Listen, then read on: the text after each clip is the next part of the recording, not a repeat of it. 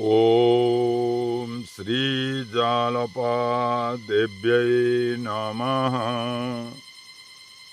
सिद्धकुञ्जिकास्तोत्रम्।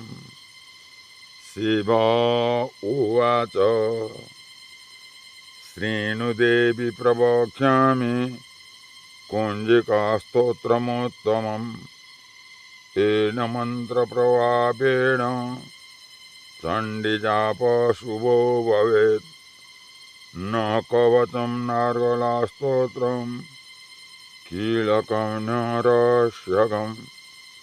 न सूक्तं नापि ध्यानं च न न्यासो न च वार्चनम्। कुञ्जिकापाठमात्रेण दुर्गापाठबलं लभेत्। अतिगुह्यतरं देवी देवानामपि दुर्लभम्। गोपनीयं प्रयत्नेन स्वयोनिरिव पार्वती। मारणं मोहनं वश्यं स्तम्भनोच्चाटनादिकं पाठमात्रेण संसिद्धेत् कुञ्जिकास्तोत्रमुत्तमम्। अथ मन्त्र। ॐ ऐं ह्रीं क्लीं चामुण्डायै विच्चे। ॐ ग्लौं हुं क्लीं जुं सः ज्वालय ज्वालय ज्वल ज्वल प्रज्वल प्रज्वल। ऐं ह्रीं क्लीं चामुण्डायै विच्चे ज्वल। ॐ शं लं चं फट् स्वाहा इति मंत्र।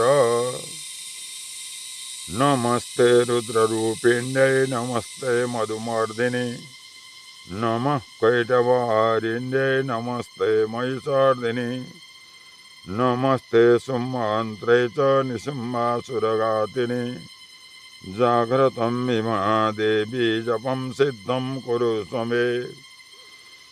ऐंकारी सृष्टिरूपायै ह्रींकारी प्रतिपालिका क्लींकारी कामरूपिण्यै बीजरूपे नमोऽस्तुते।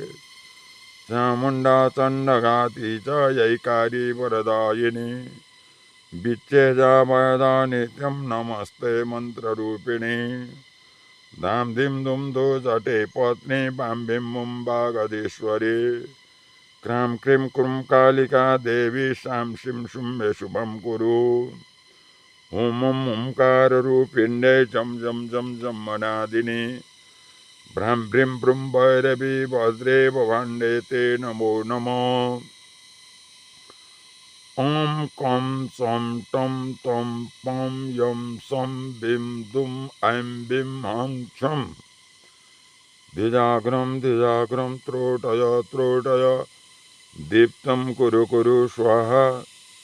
मां बिम्बं पार्वती पूर्ण खां किं कुं केसरी तदा। सां सीं सुं सप्तसती देव्या मन्त्रसिद्धिं कुरु स्वमे। इदं तु कुञ्जिकास्तोत्रं मन्त्रजागर्ति एतवे। अवक्तेनैव दातव्यं गोपितं रक्ष्य पार्वती। यस्तु कुञ्जिकया देवी ऋणं सप्तशतीं पठेत् न तस्य जायते सिद्धे रनण्डे रोदनं यथा। ॐ श्रीजालपादेव्यै नमः। श्रीरुद्रयामले गौरीतन्त्रे शिवपार्वतीसंवादे कुञ्जिकास्तोत्रं सम्पूर्णम्।